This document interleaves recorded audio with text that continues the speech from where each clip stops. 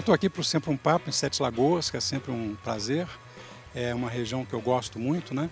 Falar um pouquinho do meu livro, que é sobre a política internacional sobre mudança climática, e falar sobre revolução científica, tecnológica, sustentabilidade, enfim, o século XXI, que é um século cheio de novidades, coisa boa por aí, né? E Sempre um Papo é sempre um papo muito agradável, e sobretudo eu acho que é da maior importância, porque ele está sempre voltado para um livro, né? Para estimular as pessoas à leitura, que é fundamental. Mesmo se o livro acabar daqui a 100 anos, no papel, ele não vai acabar no seu papel. Sociólogo, cientista político, jornalista, comentarista e blogueiro. Esse é Sérgio Abranches. Vontade política não existe. Vontade política é uma coisa que só existe em ditadura, né? Sérgio Abranches tem um interesse particular e um olhar apurado para as questões ambientais. Começou sua carreira como repórter e hoje é uma das principais referências quando o assunto é ecopolítica. E como todo bom interessado que se preza, ele esteve presente em um dos mais importantes encontros mundiais sobre meio ambiente, a COP15. O Obama, de manga de camisa arregaçada, sem assessoria, o Lula, com um tradutor sem assessoria, o primeiro-ministro da China, o primeiro-ministro da Índia, sentados numa mesa discutindo vírgula de texto, discutindo palavra, discutindo detalhe. E nesta edição do Sempre um Papo, Sérgio Abranches fala sobre seu livro Copenhague Antes e Depois, um contundente relato de um dos mais importantes encontros diplomáticos da história, que teve como protagonista o clima do planeta e reuniu dirigentes do mundo todo, a COP15. No livro, os bastidores, as decisões, reuniões e análises de um evento que influenciará a vida de todos nós. Com vocês, Sérgio Abranches.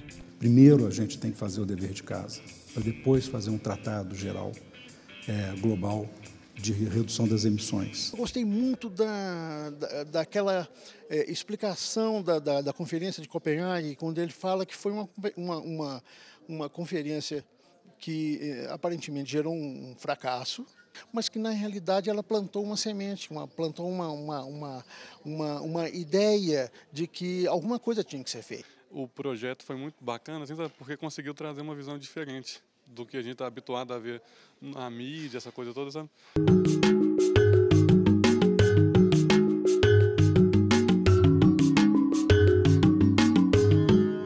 Bem, eu pediria então primeiro que você falasse sobre o livro um pouquinho. Olha, esse livro eu escrevi para tentar contar uma história que vai ser a história que vai nos acompanhar pelo resto das nossas vidas e que vai acompanhar a vida dos nossos filhos e dos nossos netos, que é a história da luta política internacional em busca de um acordo que faça com que as principais economias do mundo, tanto as desenvolvidas quanto as em desenvolvimento, como o Brasil, China e Índia, ou, digamos, as emergentes, né, já não são nem mais em desenvolvimento, essa luta dessas economias para adotarem padrões de sustentabilidade que permitam a redução rápida das emissões de gases de efeito estufa e evitem uma tragédia climática no planeta. E eu fui para Copenhague, como todos que foram para lá, um pouco que embalado pelo sonho de que talvez com Obama, Lula, o primeiro-ministro da Índia, que é um homem muito ilustrado, que essa reunião de grandes figuras internacionais fosse ser o ponto de virada que permitisse esse acordo.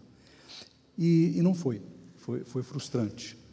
Mas eu percebi, em Copenhague, que as pessoas iam errar na avaliação daquela reunião, que elas iam ficar presas pelo sentimento de frustração e não perceberiam que tudo de ruim aconteceu em 3 dias e que as coisas boas foram acontecendo ao longo dos 2 anos seguintes, né? Então, na verdade, Copenhague deixou uma marca importante, houve um avanço, esse avanço foi consolidado um ano depois na reunião de Cancún, onde eu estive também, e agora na África do Sul, em Durban, nós vamos ver que Cancún e Copenhague foram muito mais importantes do que Durban vai ser, Nesse momento, nós estamos num momento assim de impasse. E o que eu tento mostrar é que nós precisamos de tomar essas decisões, mas que, na verdade, essas decisões começam em casa. Primeiro, a gente tem que fazer o dever de casa, para depois fazer um tratado geral, global, de redução das emissões. E eu vejo bons sinais, quer dizer, eu vejo muita gente caminhando nessa direção. Então, é um livro otimista, é um livro que tenta mostrar que, em algum momento, nós vamos chegar lá. Para ir a Copenhague, eu tinha que fazer escolhas. Copenhague também era a respeito de escolhas, entre as aflições de curto prazo e o bem-estar a longo prazo, entre o estreito interesse nacional e as necessidades do planeta. Havia muita expectativa sobre Copenhague. Foi a escolha certa. Foram dias intensos, dramáticos, nervosos e exaustivos. Tudo ali se deu no limite. O que as negociações de Copenhague mais te impressionaram? Você me disse da questão da negociação passo a passo, ponto a ponto, vírgula a vírgula, né? Eu acho importante dizer isso para as pessoas, é que essas grandes negociações não são passos imensos, são posições de vírgula, né? E mostra também que uma coisa comum que a gente lê muito no jornal, né? Que está faltando vontade política. Vontade política não existe. Vontade política é uma coisa que só existe em ditadura, né? Quer dizer, uma pessoa, um rei, um imperador que manda em tudo diz assim, eu quero. E, normalmente, quando ele diz eu quero, ele está na porta de ser degolado, né? Ele está no caminho da revolução que vai derrubá-lo, né? Eu testemunhei uma das coisas mais inesperadas da história das relações internacionais, quer dizer, eu e todo mundo que estava lá cobrindo a reunião, os jornalistas que ficaram atentos a essa questão, que foi o Obama de manga de camisa arregaçada, sem assessoria, o Lula com um tradutor sem assessoria, o primeiro-ministro da China, o primeiro-ministro da Índia, sentados numa mesa discutindo vírgula de texto, discutindo palavra, quer dizer, discutindo detalhe, né? Para conseguir chegar a um acordo em que, de um lado, a exigência dos Estados Unidos que a China tivesse algum tipo de monitoramento na sua política de redução de emissões fosse atendida e que a exigência da China de manter a sua soberania também fosse atendida, né? Então, eram duas posições extraordinariamente opostas, muito distantes uma da outra, e com a intermediação do Lula e do Manmohan Singh, que é o primeiro-ministro da Índia, a China e os Estados Unidos, Obama e VM Jabal, foram progressivamente chegando a uma posição que acabou chegando a uma posição comum. Quer dizer, havia muita disposição de negociação, havia muito empenho dessas lideranças. O mundo estava pegando fogo em outras coisas, quer dizer, e eles estavam ali dedicando o tempo deles a discutir essa questão. Ou seja, não era por falta de vontade, de fato é por falta de condições. Quer dizer, é uma transição muito difícil de fazer e ela exige uma compreensão importante de que não há incompatibilidade entre a ideia de querer uma economia limpa e a ideia de querer manter o crescimento da renda, o aumento do bem-estar, etc. Ao contrário, são coisas que vão juntas no século XXI. Não foi ainda exatamente um final, nem foi feliz. A história do Acordo de Copenhague ainda não terminou. O que parecia uma declaração de intenções com um anexo vazio e inútil acabou 3 meses depois adquirindo um significado que o repõe no caminho crítico da política global do clima. Um recomeço, uma nova oportunidade. Qual que é o dever de casa que o Brasil não cumpre? O Brasil é um dos mais indisciplinados. O primeiro dever de casa que ele não está cumprindo é o de proteger as matas que existem, né? Em particular a Amazônia, mas o Cerrado é uma parte importante dessa história, inclusive por causa das águas. Pouca gente sabe, né, fora daqui da gente que conhece o Cerrado, que o Cerrado é a segunda principal fonte de água do Brasil, quer dizer, as águas nascem no Cerrado. Nascem no Cerrado e na Amazônia, quer dizer, são as duas fontes de água que o Brasil tem. Mas proteger a Amazônia é proteger as nossas matas. E agora mesmo essa alteração no Código Florestal vai na direção contrária disso, porque facilita o desmatamento acelerou e o desmatamento voltou a crescer.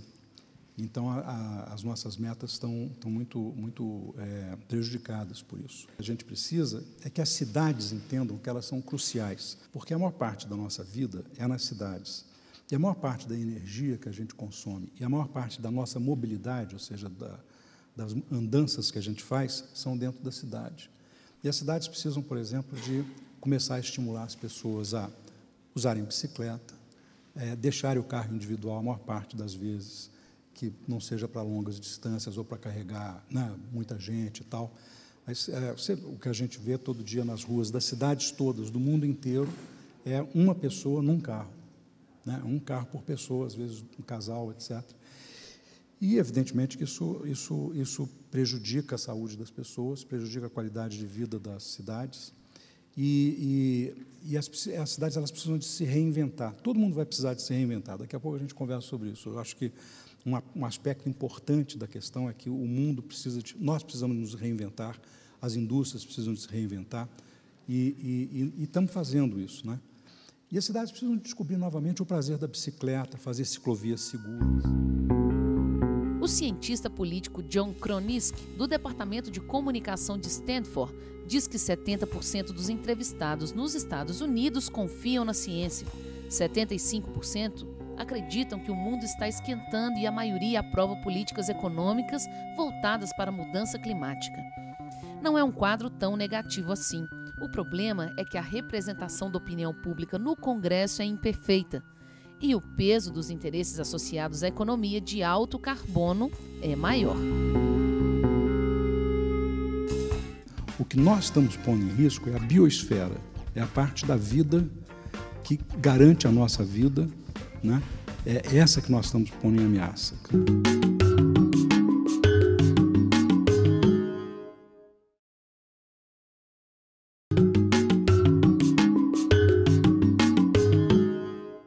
Ele falou sobre a sustentabilidade, falou sobre o meio ambiente, uma coisa que a gente tem que estar bem preocupado hoje em dia. O foco de sustentabilidade, hoje a gente precisa desenvolver esse papel.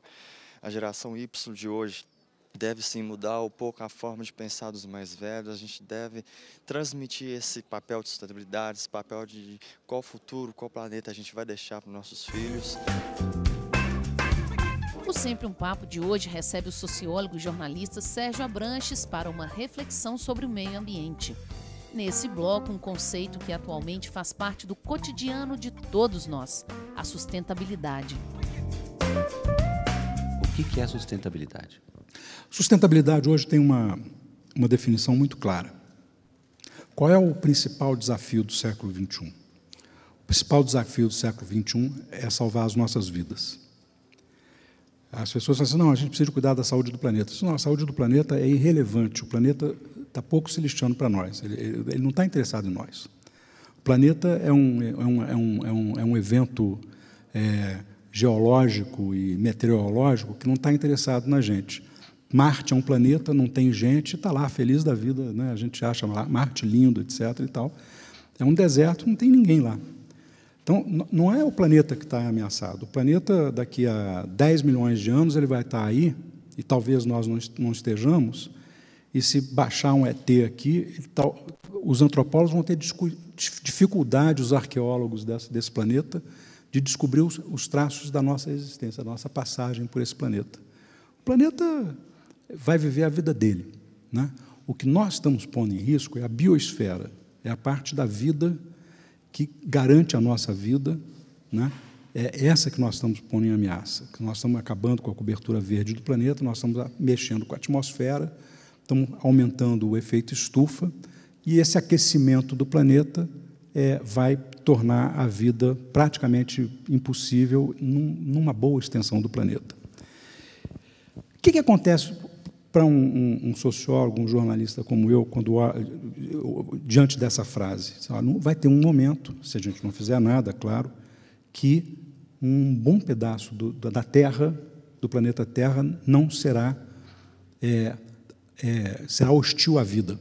Não vai haver condições de agricultura, a temperatura não vai permitir a vida humana, nem dos animais, nem de flora relevante. O que isso significa do ponto de vista do cotidiano do planeta. Ora, se nós vamos diminuir, digamos, em 2/3, pelo menos, a área habitável da Terra, e nesse mesmo período a nossa população terá crescido a chegar aí por volta de 9, 10 bilhões de pessoas, significa que esses 9, 10 bilhões de pessoas vão disputar 1/3 do planeta. Isso, do ponto de vista sociológico, significa um genocídio. Os mais fortes vão ocupar e não vão deixar os mais fracos chegar. Tá certo? Quer dizer, eu detesto discutir sustentabilidade pelo lado da tragédia, sobretudo da tragédia anunciada, né, a tragédia inevitável. Isso é se a gente não fizer nada. Eu estou absolutamente convencido de que nós podemos fazer. Eu, na minha juventude, fiquei muito impressionado quando eu li um livro do Karl Marx, e uma das frases desse livro, da introdução do livro, me marcou para o resto da vida. Ele disse assim: a humanidade não se coloca problemas que ela não esteja pronta para resolver. Nós temos os meios tecnológicos para enfrentar esse desafio. Nós podemos impedir que isso aconteça, e daqui a 10, 15 anos nós podemos começar a retirar gases de efeito estufa da atmosfera e fazer o contrário, fazer a viagem de volta para uma atmosfera com um nível de gases de efeito estufa suportável, que garanta a vida, mas não atrapalhe, não afete o nosso bem-estar. Então, sustentabilidade hoje é fundamentalmente evitar mais emissão de gases de efeito estufa. As empresas ainda não descobriram esse truque, mas a sustentabilidade é de graça. Porque para você reduzir os seus gases de efeito estufa, na verdade, você tem que mudar a maneira pela qual você produz. Você tem que começar a calcular tudo que você consome direitinho do ponto de vista da quantidade de carbono. Tá, aí a gente já estava falando da revolução pessoal. Não é? Nós estamos falando da revolução industrial. Industrial. E, para fazer isso, eu começo a usar os meus recursos de forma mais racional, mais econômica. Eu tenho que usar menos recursos para emitir menos, etc. Então, eu começo a economizar. Eu começo a gastar, o meu investimento diminui, a minha conta de eletricidade diminui, a minha conta de matéria-prima diminui, eu começo a diminuir os meus custos. Então, a minha taxa de lucro aumenta, a minha margem de lucro aumenta. Então, na verdade, a sustentabilidade ela se paga.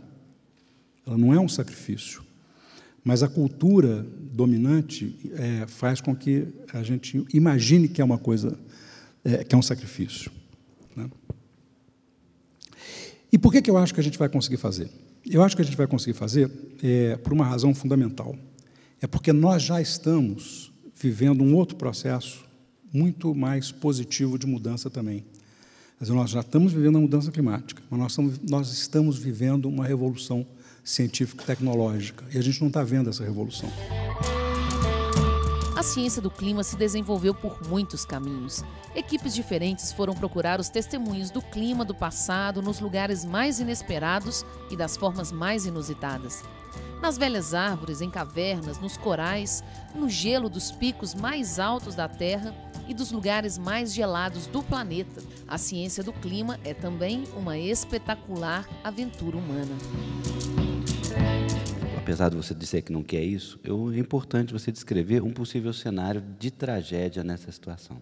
O cenário de tragédia é esse que nós estamos começando a ver por aí, agravado. Ondas de calor que vão matar crianças, pessoas muito idosas no mundo inteiro. Ondas de frio muito concentradas, os invernos vão ficar mais rigorosos e mais curtos. Parece contraditório, quer dizer, o planeta está aquecendo e aí está dizendo assim, não, mas vai matar de frio, vai matar de frio, você vai ter nevadas violentíssimas nos lugares onde nevam, etc. e tal, só que poucos dias o inverno vai encurtar e o verão vai alargar. O número de dias com chuva vai diminuir, mas as chuvas vão ser muito mais fortes. Então, você tem mais inundações, você tem mais deslizamentos, você tem mais partes de cidades inteiras onde não vai ser possível mais manter as construções, etc. A agricultura acaba, né, porque ela não aguenta as condições de seca, as secas ficam muito intensas. E isso vai mudando a fisionomia do território hoje habitado pelas populações. e esse encurtamento da área agricultável vai diminuir dramaticamente a produção de alimentos.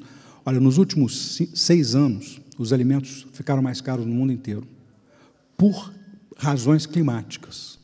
A quantidade de eventos climáticos e naturais. Tem alguns eventos naturais que estão acontecendo nesse momento que não tem nada a ver com mudança climática, que têm sido dramáticos. Os terremotos, né, no Haiti, no Chile, no Japão, o tsunami, isso aí não tem nada a ver com a mudança climática, mas tem efeitos devastadores, né, quer dizer, e permitem que a gente entenda o que acontece. Quer dizer, se você tem, por exemplo, um furacão muito forte, um tufão muito forte, ao invés de um tsunami no Japão, e ele rompe uma cadeia produtiva, ele gera recessão na economia mundial inteira, como aconteceu com o tsunami no Japão e o acidente nuclear. Por quê? Porque a economia se globalizou. E a gente tem que entender isso. Quer dizer, nós nos tornamos interdependentes. Então, as cadeias de suprimento são globais. Então, se eu rompo uma cadeia, eu imediatamente afeto a economia global inteira. No caso da mudança climática, a parte mais afetada é a agricultura. Então, os alimentos ficam mais caros, e eles estão mais caros. Essa década vai ser a década de alimentos mais caros da história. A próxima década, o preço médio dos alimentos vai ser mais alto do que nessa década. Entendeu? Quer dizer, então, isso já é efeito da mudança climática. A agricultura está ficando, a área agricultável está ficando mais reduzida, você está precisando de gastar mais para produzir a mesma quantidade e, portanto, os preços dos alimentos aumentam. Então, você tem uma inflação alimentar, né? E isso vai produzir conflito. Nós vamos começar a ter imigrantes, né, exilados do clima. Eu estava conversando recentemente com uma diplomata de um desses estados ilha, de Tuvalu, que é uma ilha no Pacífico, que está ameaçada de desaparecer. Ela já perdeu uma parte, o mar está aumentando, né, o mar está se expandindo, a água mais quente sobre o mar, se expande. a diferença de temperatura da água com a influência das mudanças de corrente? Não, a mudança de corrente é um caso mais extremo, é mais lá adiante, é daqui a várias décadas se a gente não fizer nada. Mas, nesse momento, a temperatura da água do mar já está mais quente. Nos últimos 50 anos, a água do mar cresceu 3 graus, que é muito, em termos médios. Isso expandiu, isso está expandindo. A água mais quente, ela expande o volume. Então, o nível do mar aumenta. Essas ilhas vão desaparecer. Então, eles estão... Muda também a questão dos cardumes, dos peixes. Ah, sim, você acaba com os corais, acaba com os ninhais, né, onde você tem a reprodução da vida marinha, diminui os cardumes, que também estão sendo devastados pela pesca predatória. E essa diplomata me disse o seguinte: olha, nós estamos numa situação dramática de sair pelo mundo para comprar um pedaço de território que a gente possa transformar num país, porque nós vamos ter que migrar. E isso vai produzir conflitos, vai produzir guerras, vai conduzir, né? Quer dizer, então, esse quadro dantesco de fome, mais pobreza, conflitos, etc., ele pode ser interrompido, ele pode ser evitado. Mas a ciência sabe mais. Não é só a teoria do efeito estufa, nem o estudo de como este ocorre hoje que sustenta a hipótese do aquecimento global de origem humana. É preciso saber o que acontece de diferente hoje em comparação com outras épocas da história do planeta. Na década de 60 do século passado, uma inovação tecnológica para ser adotada levava quase 10 anos. No final do século XX, uma inovação tecnológica para ser adotada levava 2, 3 anos. No século XXI, uma inovação tecnológica para ser adotada leva menos de 6 meses.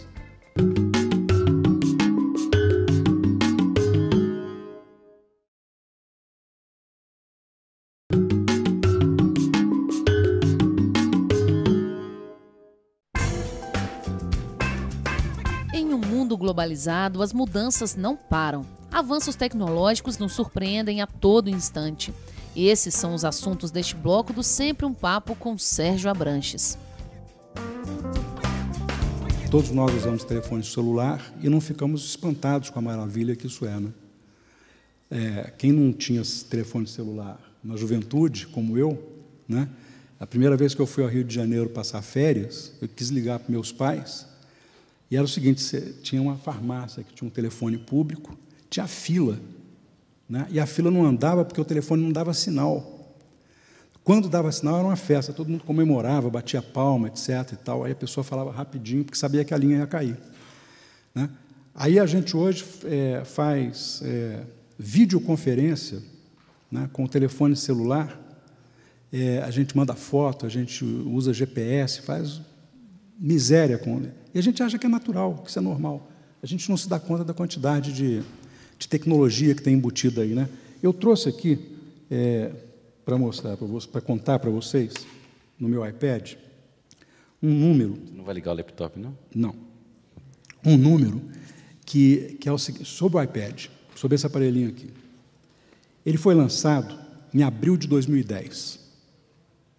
Parece que foi um tempão atrás. Foi lançado em abril de 2010. A Apple vendeu 3 milhões de iPads em 80 dias. Durante o ano de 2010, o resto do ano de 2010, ela vendeu 15 milhões de iPads. E foram vendidos 21 milhões de tablets, aparelhinhos como esse e de outras marcas. Eu sou, por conta da minha profissão, de ficar olhando tendências e tal, eu sou o que eles chamam de adotador precoce, né? Em inglês chama early adopter. Eu compro tudo que sai para poder ver. E a pergunta mais comum que me faziam logo que eu recebi o iPad, é: para que serve isso? Né? Porque é menor que um computador, mas não é um computador, não faz tudo que o computador faz. E é grande demais para ser um telefone, né? E, aliás, não é um telefone celular, usa chip, mas não fala. E aí eu dizia, bom, eu uso para ler jornal, uso para mandar e-mail, uso para fazer Twitter, uso para ler livro eletrônico. Mas ele não tinha uma resposta muito clara, não, né? Esse aqui é o iPad 2. O iPad 2 foi lançado em março desse ano. Já vendeu, até hoje, mais de 15 milhões. Foram lançados, nesse período aí, 60 tablets diferentes. Hoje, praticamente toda companhia que produz telefone celular tem um tablet, praticamente toda empresa de informática, HP e tal, tem o seu tablet, né? A Amazon, que é essa grande livraria internacional que fez um leitor de livro eletrônico, está lançando o Kindle, está lançando um tablet, porque o Kindle o Kindle é um infinitésimo de um tablet, né? Quer dizer, eu tenho o Kindle no meu iPad, eu leio os livros da Amazon no meu iPad. E esse ano vão ser vendidos 55 a 60 milhões de tablets no mundo todo. E no ano que vem vão ser vendidos 80 a 100 milhões de tablets no mundo inteiro. Aí hoje, quando me perguntam o que é um tablet, eu sei dizer o que é. O tablet é o instrumento mais poderoso, móvel, de obtenção de informação, de transmissão de informação e de controle de qualquer tipo de processo que existe. Na década de 60 do século passado, uma inovação tecnológica para ser adotada levava quase 10 anos. No final do século XX, uma inovação tecnológica para ser adotada levava 2, 3 anos. No século XXI, uma inovação tecnológica para ser adotada leva menos de 6 meses. Era uma Babel de mídias. Havia de tudo. Câmeras profissionais, webcams, celulares. A maioria usava imagem, voz e texto. A esmagadora maioria postava em tempo real, em blogs ou em sites de suas empresas jornalísticas, portais de notícias e blogs. Eu acho que o grande problema ao lado da sustentabilidade é a questão da energia, né? E a pergunta vai um pouco além. Por que energias absolutamente possíveis e baratas não são desenvolvidas no plano da tecnologia desse iPod? Por exemplo, por que não tem uma tecnologia simples para instalar uma coisa eólica e resolver? O que acontece? Olha, eu acabei de ganhar de presente de um amigo meu dos Estados Unidos um carregador solar para o meu iPad. E já não preciso mais de plugar ele na parede para carregar com eletricidade. Aí é o seguinte, a China, por exemplo, está investindo uma brutalidade em energia solar e eólica. E por que a China está fazendo isso? Porque ela está preocupada com o planeta? Não, porque ela está preocupada com os chineses. a quantidade de insatisfação social que tem na China por causa do grau de poluição. Então, ela sabe que ela não pode mais poluir. Não é porque o mundo está pedindo a ela. Os chineses não são bonzinhos. Já deve ter destruído tudo também, porque ela já destruiu tudo, ela não tem mais água, ela não tem mais ar. O ar lá é irrespirável. Quem já foi à China sabe que é um sufoco, literalmente um sufoco, em praticamente a China inteira, né? Ela já não tem mais o clima, ela já tem várias áreas sendo desertificadas, a agricultura dela sofre muito com a chuva ácida. A chuva ácida é melhor do ponto de vista da punição do que a mudança climática. A mudança climática eu emito aqui e esquento o mundo inteiro. Mas a chuva ácida, ela fica mais ou menos no meu território, do meu vizinho, entendeu? Então, ela dá muita briga com o vizinho e ela volta destruindo, né? Porque ela não consegue ir para a atmosfera, então ela se precipita e destrói o terreno da agricultura, fica impossível de plantar e tal.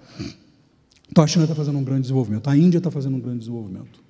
A Índia está fazendo um grande desenvolvimento por razões semelhantes à da China e por outras razões, que ela também tem que gerar eletricidade para populações que estão fora, que estão sem acesso à eletricidade ainda. A Índia tem uma parte muito desenvolvida e uma parte muito subdesenvolvida, que, aliás, é o retrato de países emergentes como Brasil, China e Índia. Nós temos problemas de terceiro mundo e já vivemos problemas de primeiro mundo, né? Nós já temos os problemas da grande urbanização, da poluição, das doenças cardiovasculares, da má qualidade do ar, etc. e tal, e ainda temos problemas de atendimento básico de saúde e educação de baixa qualidade, etc. Nós somos primitivos e avançados. E essa é uma contradição que vai se resolvendo ao longo do tempo e tal. Na Europa, hoje é praticamente impossível você pegar uma estrada e não ver turbinas eólicas, né? É praticamente impossível você não ver prédios com placas solares, de eletricidade solar.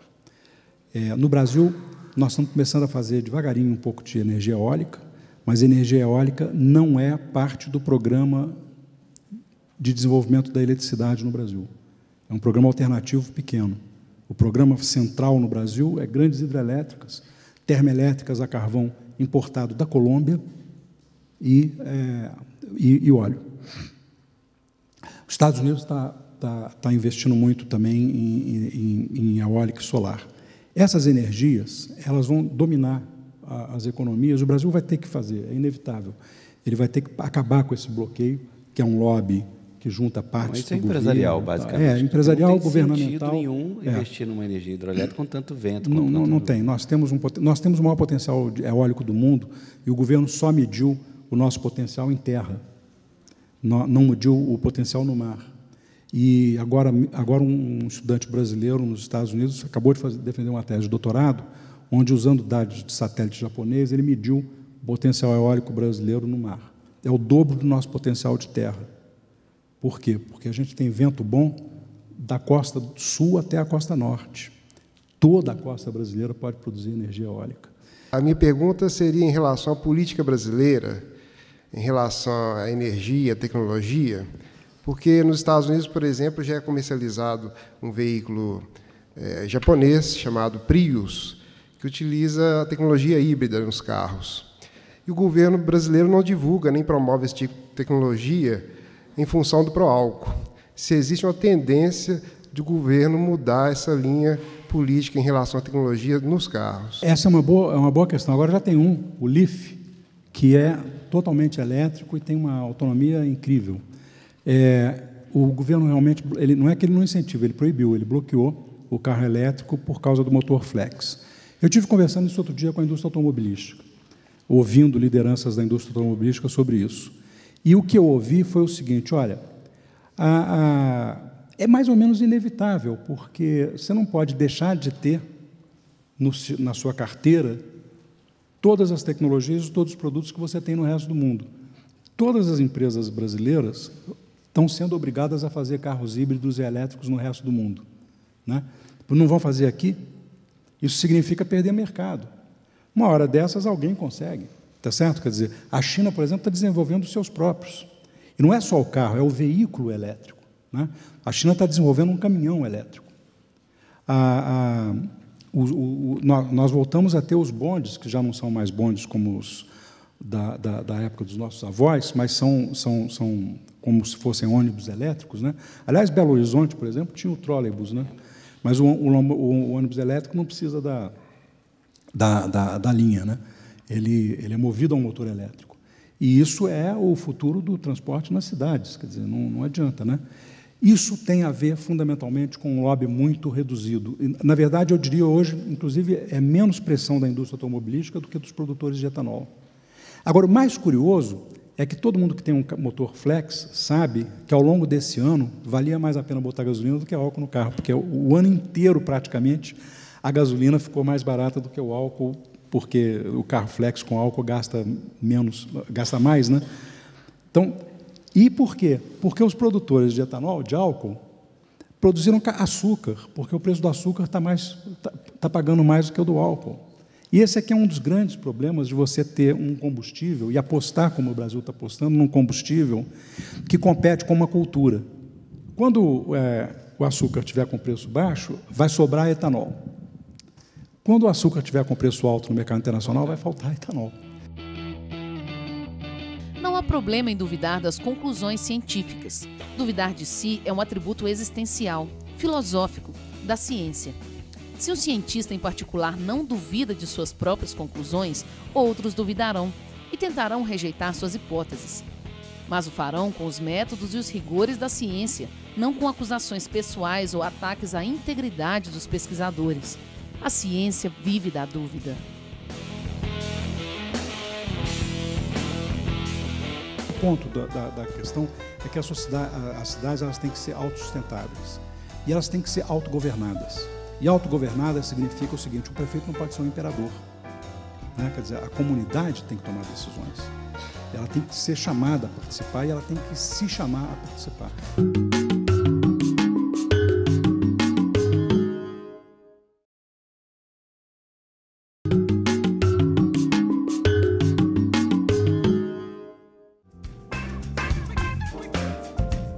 Mudanças climáticas e novos caminhos a serem trilhados. Neste bloco do Sempre um Papo, Sérgio Abrantes levanta outras questões indispensáveis para a reflexão sobre o futuro do nosso planeta. Sérgio, mas voltando à questão da sustentabilidade, já não existem instrumentos aí jurídicos funcionando? Por exemplo, a Euro 5 já não está colocando freio, rédeas nas emissões, já não está colocando isso no plano jurídico? Tá, a Europa está muito mais avançada do que o resto do mundo, porque a Europa tem uma história que fez com que ela seja muito mais sensível a essas coisas. A Europa passou por 2 guerras devastadoras, várias guerras regionais muito fortes, né? Divisões muito dramáticas de países, de territórios, ocupações, etc. Fome, muita fome, inclusive de ricos. Então, a Europa ela tem uma outra disciplina. Eles chamam a Europa de pós-moderna por causa disso, né? A Europa ela está mais preocupada com o bem-estar, com a sobrevivência e com a cultura, do que com o padrão de vida material, que, na verdade, ela já atingiu um padrão muito bom.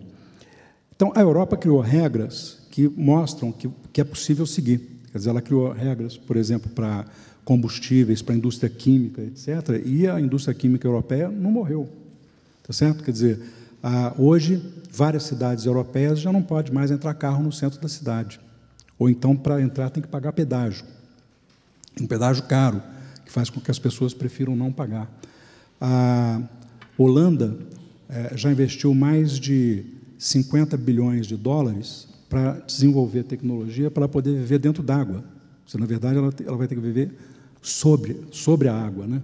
Porque mais de 1/3 do território da Holanda vai ser invadido pelo mar. E não dá mais para fazer diques e canais, etc. Então, ela está fazendo tecnologias em que os prédios flutuam, de tal forma que eles possam se ajustar à elevação da água, etc. Está desenvolvendo formas de cultura, está desenvolvendo mais a agricultura hidropônica, porque ela não vai ter terra para produzir e tal. Então, quer dizer, a Europa ela avançou muito. Países como os Estados Unidos têm um problema distinto, porque os Estados Unidos são um país de desenvolvimento recente, tem uma história muito menos dramática do que a história europeia, tem menos história, né, do que a Europa, e ainda é um país muito movido ao status demonstrado pelo consumo, né, e nisso nós somos muito parecidos com os Estados Unidos. Né, quer dizer, toda vez que a nossa renda aumenta, a gente sempre pensa em quê? Melhorar a marca do carro, fazer uma série de coisas que mostram que nós estamos subindo de vida, né? Quer dizer, não adianta a satisfação íntima de estar tendo mais bem-estar, né? Claro que as estatísticas mostram que a gente também consome mais cultura, etc. Mas o fato é que nós somos movidos a status. Essas sociedades têm mais dificuldades de fazer essa transição para um novo padrão de produção e consumo mais austero, embora de mais qualidade também. Por outro lado, tem uma diferença grande entre um país como o Brasil e um país como os Estados Unidos. Nos Estados Unidos, apesar de ter esse estímulo ao consumo brutal, né, e o tempo todo o que se diz consuma, troque, mude, renove, etc., agora está começando a ter também muito recicle, reuse, né, repasse, quer dizer, então está melhorando. Em Copenhague, os líderes negociaram pessoalmente, discutiram as palavras que entrariam no texto final. Em um processo de negociação pessoal como esse, sem instância superior de apelação e sem intermediação diplomática, resolvem-se os impasses que podem ser resolvidos amigavelmente e se elidem ou adiam os que não têm solução amigável e imediata. Como é que você vê, como é que você enxerga a chance, a oportunidade, o poder, né, da sociedade civil de fazer uma conversão de valores, né, em termos de valor público, de fazer com que os poderes locais se apeguem mais àquilo que é, de fato, de interesse coletivo, né, e aí não tem nada mais importante do que pensar o desenvolvimento como desenvolvimento sustentável. Obrigado. Olha, eu acho o seguinte, que a primeira coisa que o Brasil precisa de fazer é se descentralizar mais. Né? Eu acho que uma das coisas da revolução urbana que vem por aí é que a sustentabilidade da cidade é também uma autossustentabilidade. Quer dizer, as cidades têm que passar a ser autossuficientes. Elas têm que fazer o máximo para produzir no seu entorno tudo que elas consomem, né? Energia, comida, né? E eu costumo dizer que em toda cidade, por exemplo, tem alguns movimentos muito interessantes, por exemplo, no Pará, municípios verdes que estão assinando pactos de não desmatamento, as empresas estão entrando. Você tem 3 grupos fundamentais na cidade. Você tem 4, na verdade. Você tem o governo, você tem as empresas, você tem os técnicos e você tem os ambientalistas. Né? Eu não sou ambientalista, não, eu sou analista, mas eu acho que o ambientalista tem um papel fundamental. Alguém tem que radicalizar, entendeu? Quer dizer, alguém tem que começar a ir para a porta da fábrica, para a porta da prefeitura e tal, lá para onde a água está sendo poluída e tal, e exigir que não seja assim, entendeu? E fazer mesmo uma pressão forte. Isso exige um tipo de cultura que o Brasil nunca teve, mas ele está começando a ter pelas redes sociais. As redes sociais estão começando a dar aos brasileiros uma sensação de que são cidadãos, né? Deu a eles um instrumento de participação, e daí para se transformar numa participação concreta na rua, na porta da fábrica, na porta da prefeitura, é um passo, isso vai acabar acontecendo.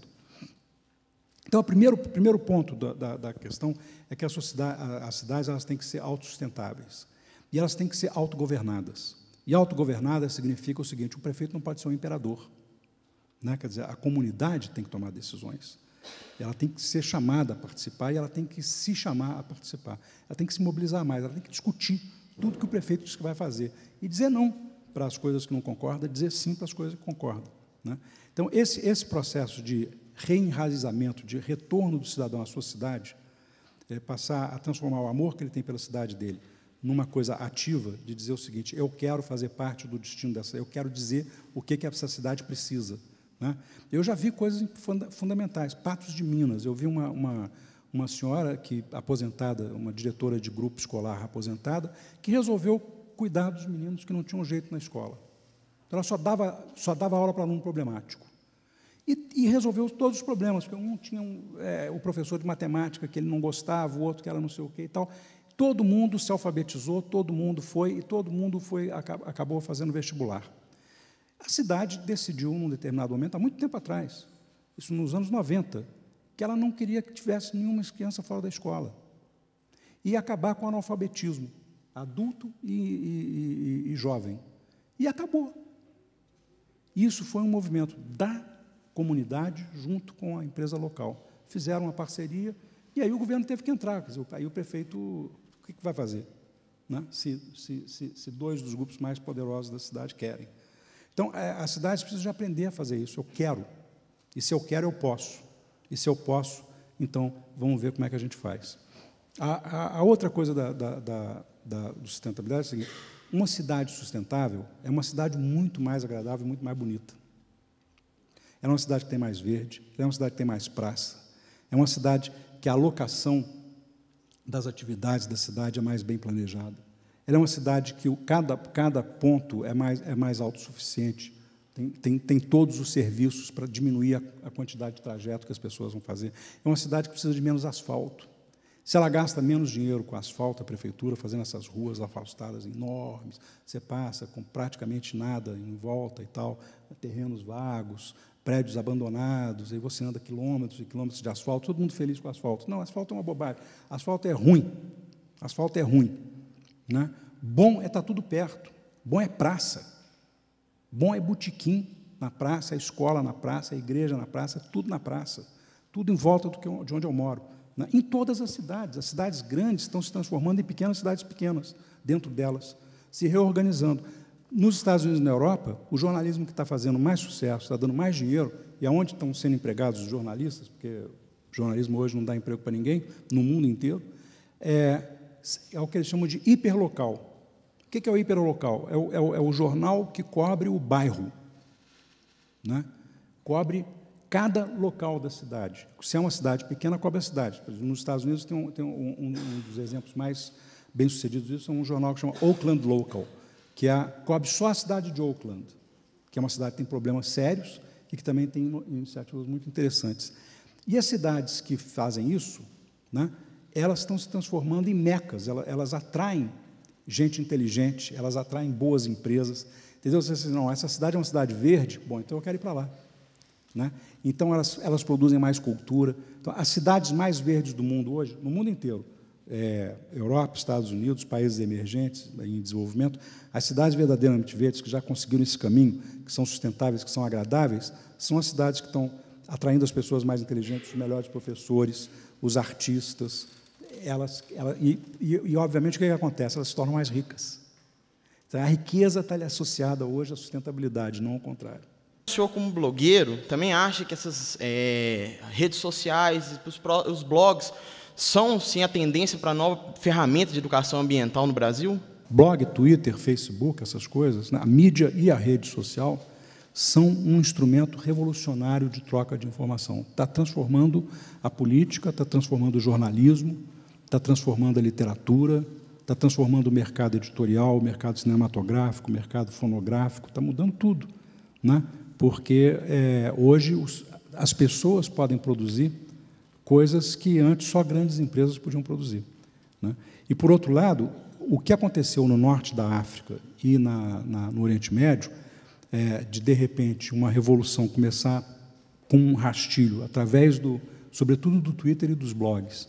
Eu tenho uma foto, até tenho ela aqui, se tivesse um projetor, eu mostrava para vocês, de blogueiros sentados na praça, no Egito, com gatilho que eles fizeram de eletricidade, tiraram dos postes, assim, né? Com seus modems de 3G, né? Modem celular, modem móvel, blogando a revolução, tweetando a revolução. Né? Aquela moça que morreu no Irã, morreram várias moças no Irã, mas aquela tinha alguém com telefone celular que filmou, botou no YouTube e transformou numa revolução mundial, numa reação mundial. Então, é muito poderosa essa mídia, ela é muito rápida, ela é muito igualitária e ela é muito, ela permite transmitir informação de muito boa qualidade. tem vários problemas, exatamente o fato de você transmitir má informação e informação de baixa qualidade, mas ela é um instrumento, um recurso, um potencial extraordinário. Obrigado.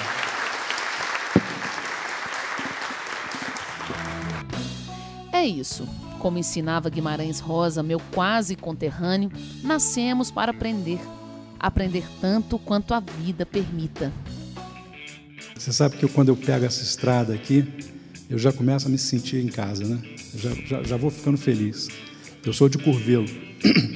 E quantas vezes eu já passei por aqui, quantas vezes eu já parei em Sete Lagoas e quantos amigos eu tinha naquela época aqui em Sete Lagoas. Então, obrigado você por me trazer de volta para casa.